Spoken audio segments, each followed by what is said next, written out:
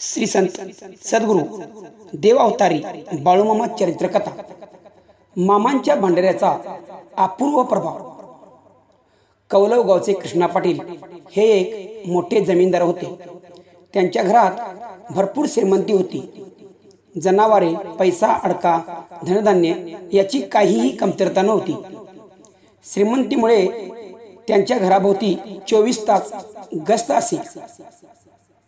एवढी समृद्धी असूनही त्यांच्याकडे एक न्यूनता मात्र होती, ती म्हणजे घरच्या कर्त्या माणसाच्या म्हणजे कृष्णा पाटलाच्या डोक्यावर परिणाम झालेला होता। ते सतत वेडसरपणे बडबडत असायचे। त्यांना अंगावरील कपड्याचीही शुद्ध नसायची। जेवणाची तर बातच नको। कोल्हापूर, मिरज, मुंबई वगैरे शहरातील मोठमोठ्या दवाखान्यात उपचार घेऊनही त्याचा काही फरक कृष्णा पाटलांच्या आजारावर झाला नव्हता। अशातच एकदा बाळूमामांचा तळ बिदरी गावात दूधगंगा नदीकाठी होता। मामांची ख्याती ऐकून कौलव गावचे काही जाणते लोक कृष्णा पाटलांना घेऊन मामाजवळ आले। त्या समुदायाला पाहताच मामांनी शिव्यांचा भडीमार सुरू केला। मामा म्हणत होते, तुझ्या अंगात देव येतोय होय? मला तुम्ही देवराची समजताय काय? कशाला आला इथे?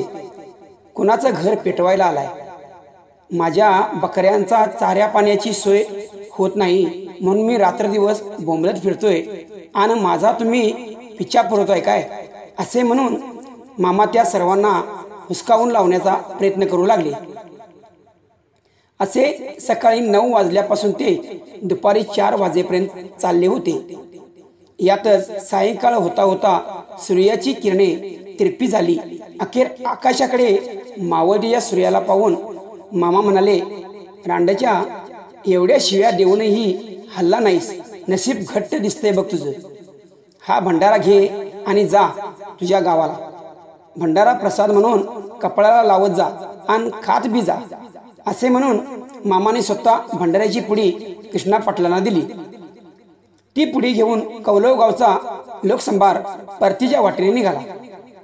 गावात गेल्यानंतर मामाने दिलेला भंडारा कृष्णा पाटलांना नित्यनेमाने लावण्यात आला व खाण्यासही दिला।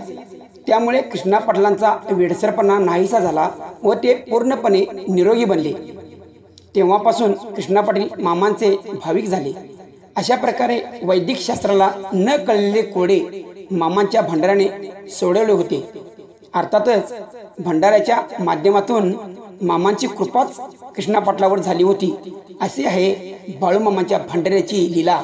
बोला बोला बाळूमामांच्या नावाने चांग भले।